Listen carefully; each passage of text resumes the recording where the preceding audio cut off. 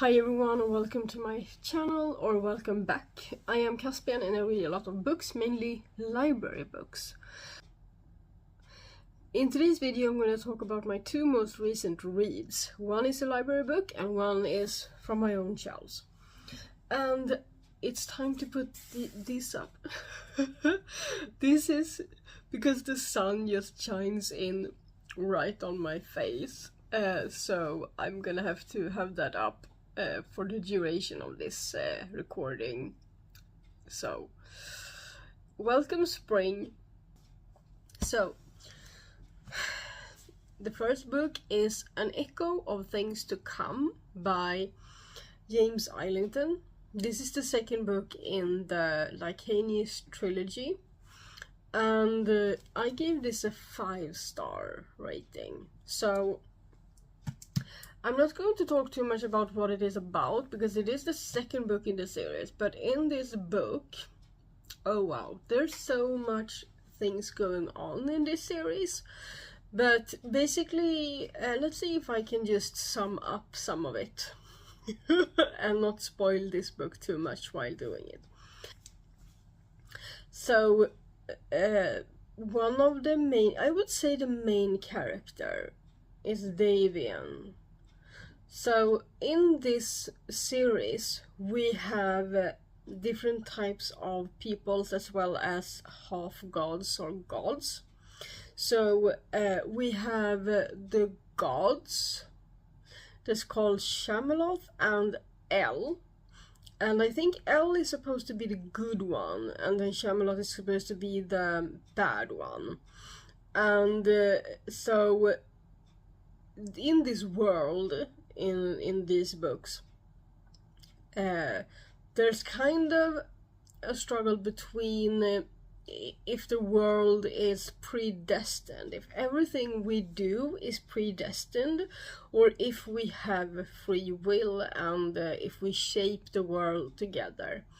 So I think L stands for the latter and Camelot stands for the first option. And so there's kind of there's some kind of tug of war between these two. And then we have gods or half gods. I would say they are people, they are human, but they are immortal.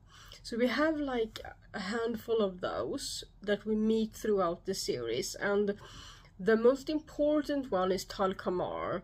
He's present during the first book and in this book, and is a character with different names, and he becomes a part of the group that is in I would say that this book that we follow through these books.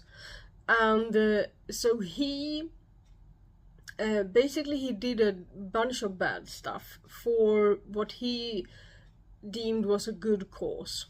But somewhere along the line, before the first book, or in the beginning of the first book, he erases his memory and gives himself a plan, which is simply just he gives himself a vessel of portals, which will one at a time bring him to places and times where he need to be to change the course of the future, basically, and the humanity in these worlds, or in this world.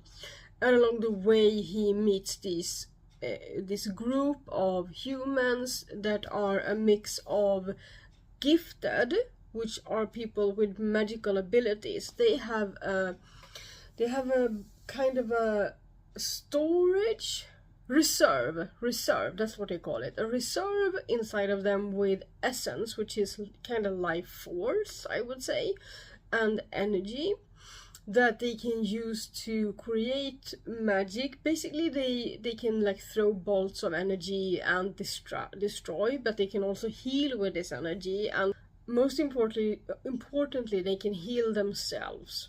So there are gifted, and then there are shadows. Shadows are former gifted that didn't pass the trials when they went to school. So all gifted has to learn how to use their abilities, and if they fail the trials, then they have to become shadows, which means that they are deprived of their abilities. And they are also marked with these almost, I visualize them as like almost black tattoos on their face and on their bodies. So it's very, very obvious who is a shadow. So I call Talkamar and the other ones on his level half gods, because they aren't made. It's like I haven't really gotten a grip on this yet, how they were made, because in these books we follow Talkamar and we follow Davian, and we also follow a friend or two of Davian's. We get different perspectives throughout the books, but the timeline and the storyline kind of follows both Davian's journey as he's trying to seal a boundary. So, in this world, that there is a boundary, and on the other side of this boundary, which is basically a big wall of energy, there are, evil creatures, you can call them. And this boundary is diminishing, it is getting weaker, and he has to find a way to mend it. And so we follow his struggle to do that, to find a way to do that. And Talkamar, we follow his journey on getting his memories back. Because for some reason, I still haven't figured it out, and I think that will be revealed in the third book. I hope so. I hope so. Because he, as I said, he removed his memories. He came back, or like he woke up in the middle of the forest in the first book, the beginning of the first book. And then he met people. And then he started the journey on retrieving his memories. So we follow him trying to do that all the way through the first book, and the journey continues in the second book. And there's so many aspects to this. I mean, it took me 6 minutes to just talk about what it's about. And I really enjoyed it though. I am invested in this now, and one thing that helps is that in the beginning of the second book, and I think the third as well, from what I hear, there is this recap that is amazing. It's quite a lot of pages, like 6 or 7 or maybe 8 pages of recap. So it starts with the past, that is what happened before the first book, and then it continues with The Shadow of What Was Lost, which is the first book, and a recap of that before we are thrown into this.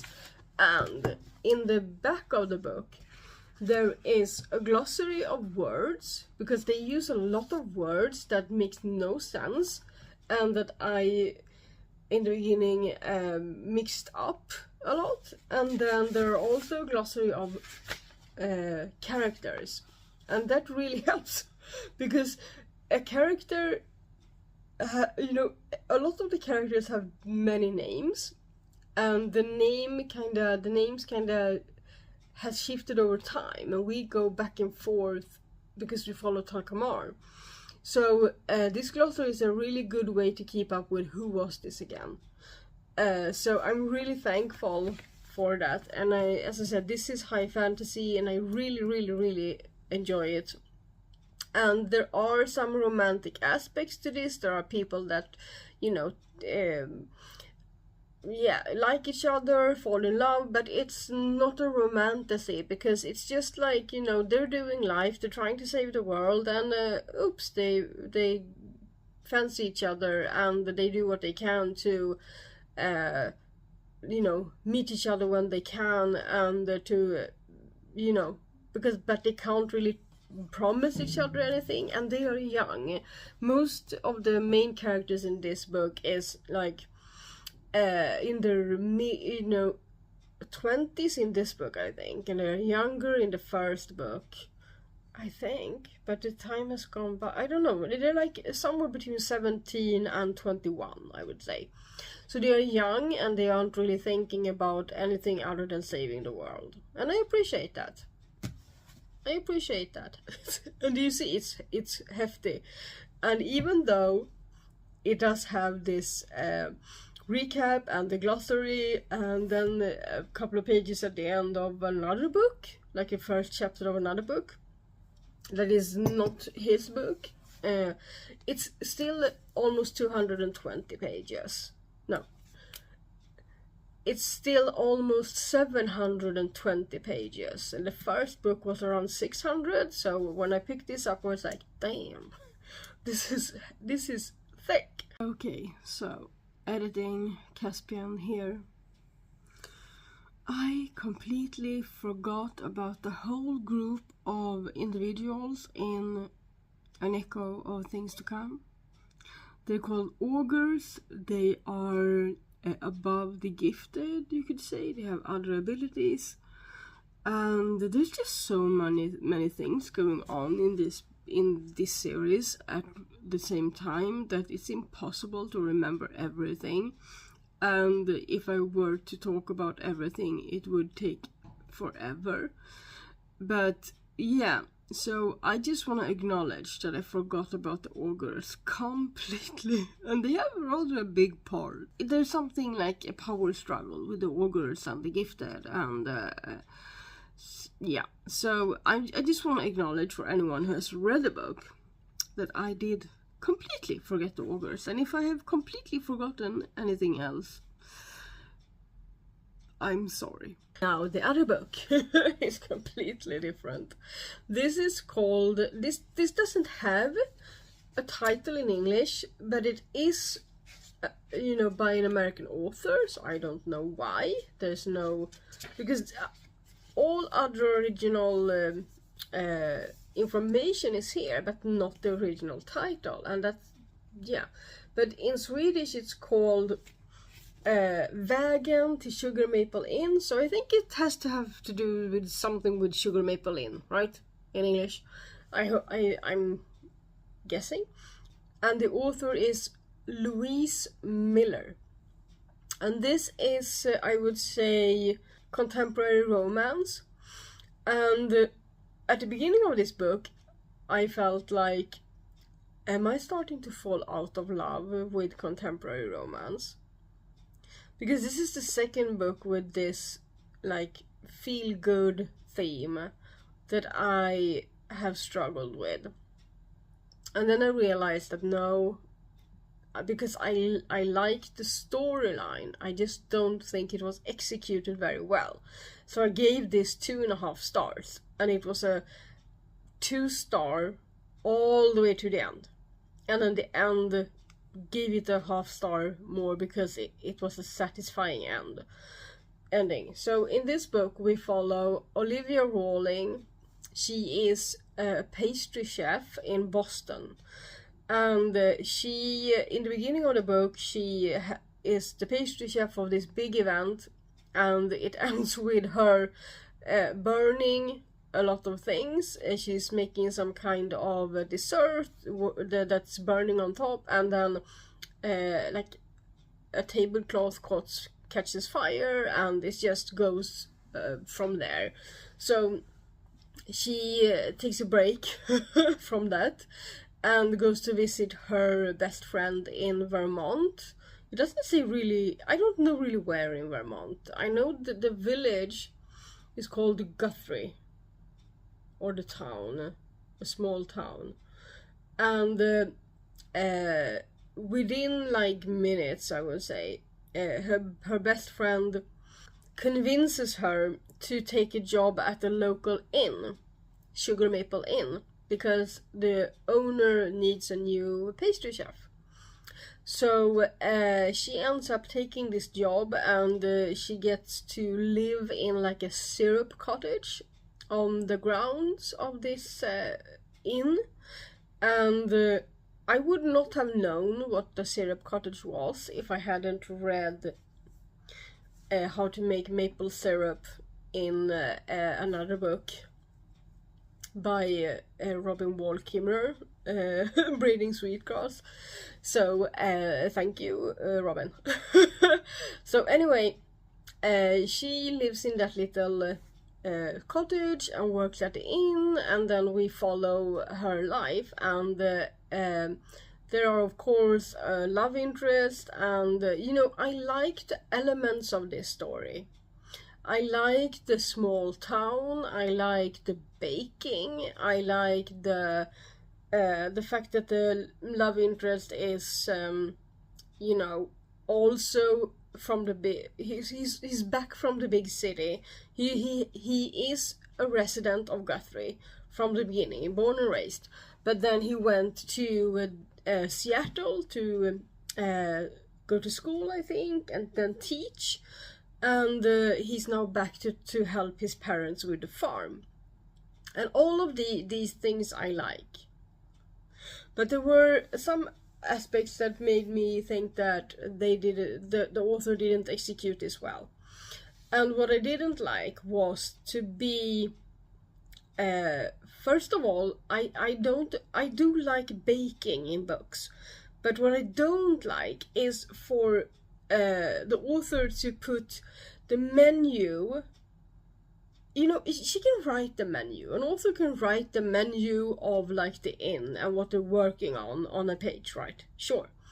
But please don't explain it, you know, as if I am a pastry chef myself, or the least bit interested in making all of this stuff myself. It went too deep and too far.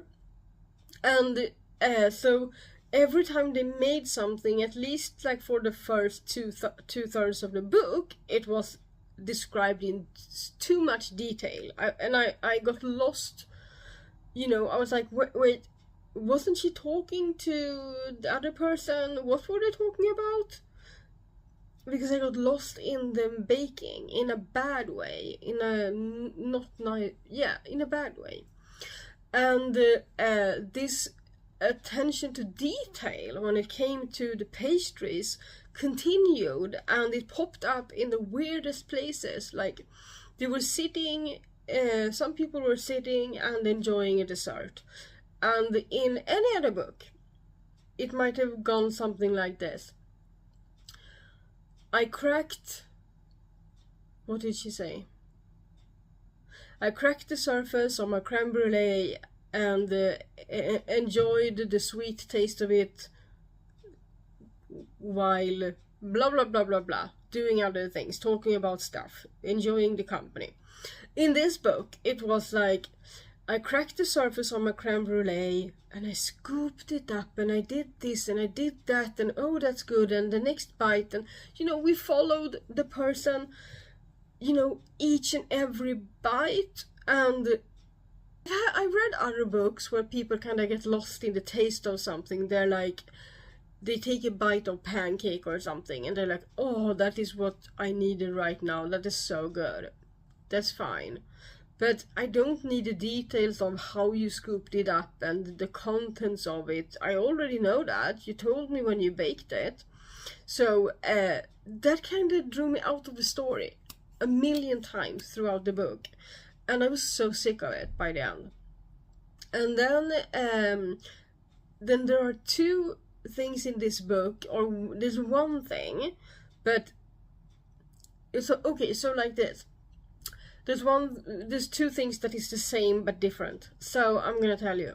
So at the first 50 pages of this book or something, we find out that the best friend is pregnant, and so that is one of the reasons she wanted Olivia to stay in Vermont, so that they could like enjoy this together as best friends and that sort of thing. That's cute.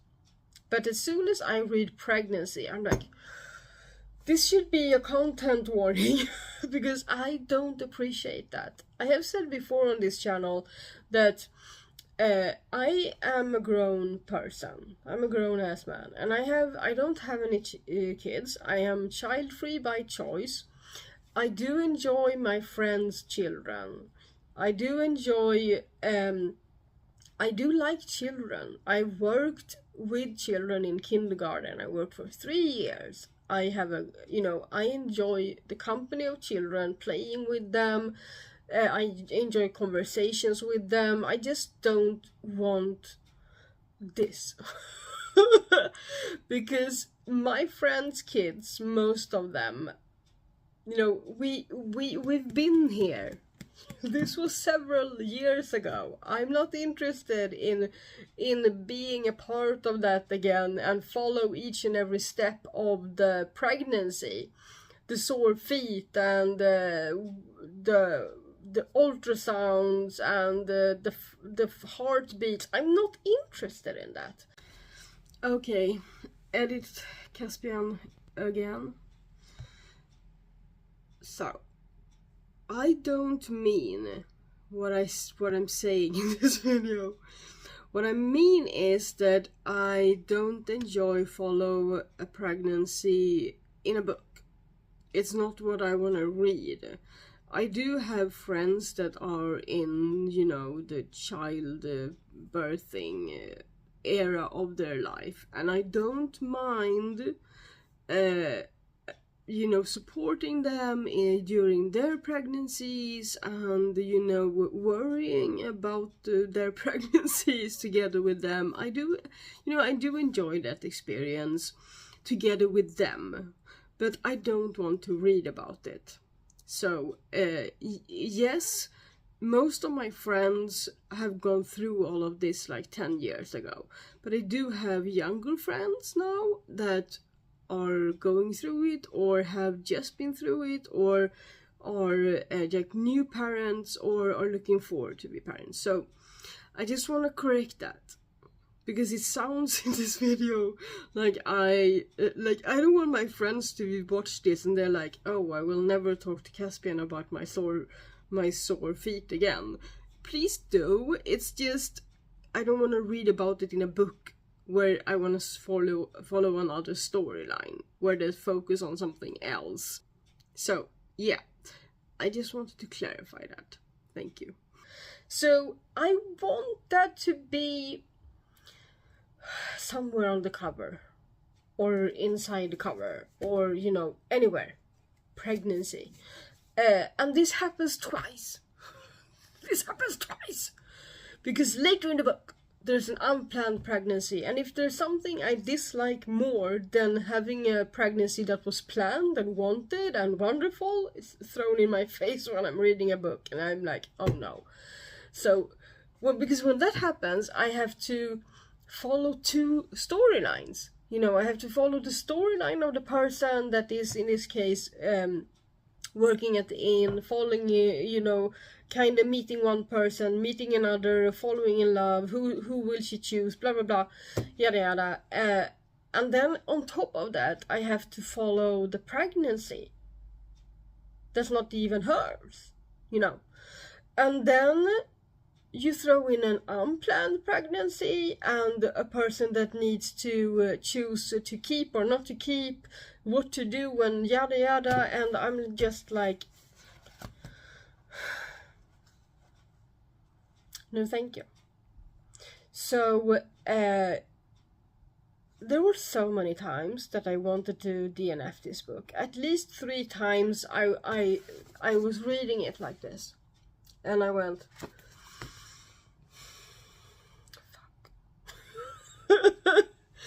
and then there were like smaller times when I was just, getting lost in all the pastries and the baking, and I was like, I don't know if I have the energy to find out where the plot was, where we were, and I put it down and then picked it up again a bit later, because I did like the storyline, I wanted to know what happened. I wanted that happy ending that I know that these books most often give us. But I think I only liked one character, and he wasn't the main character. He was he was the cook at the inn, Alfred. He was my favorite person in this book. And I kind of liked the love interest a little bit. Yeah. So I've talked a lot about the book. I only gave 2.5 stars, and talking about it makes me wanna lower that to 2 stars. So yeah, 5 star, 2 star, and in my latest shorts video you saw what I'm reading next. So I will see you in whatever comes next. Happy reading. Shilling.